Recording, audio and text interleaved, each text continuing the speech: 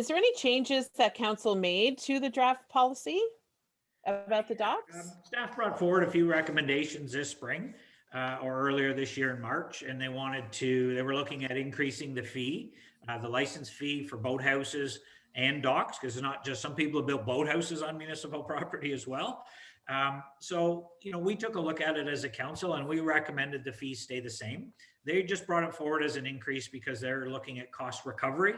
This is what it's costing us to do title searches, to investigate this, and in some cases to remove, a dock that violates the policy. There's a cost to that as well. So council chose to leave the fees the same. We increased the boathouse a little bit because that's a bigger structure.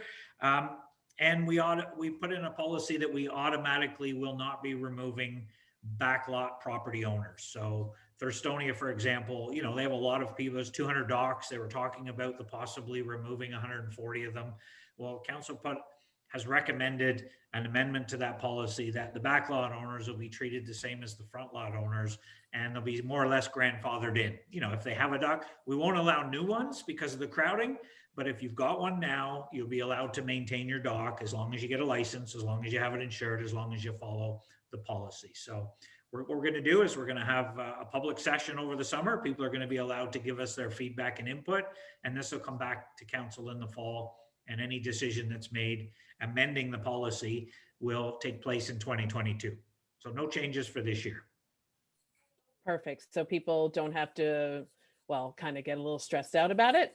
Yeah, no, and I know it's stressful because I know there's a lot of situations. I totally understand why, there's a bit of miscommunication out there. And sometimes people, on social media, they'll say the wrong thing or somebody will post something and people sort of go, wait a minute, I've had a dock for 50 years. What do you mean I got to remove my dock? And, it's just important that we get the right information out there. Let's talk to the residents. Let's explain to them why we need to do this. And you know what, maybe they've got some ideas about how they agree, but how they can help us, implement this policy and sort of make it work for everybody. So we're trying to be as open-minded as possible about this.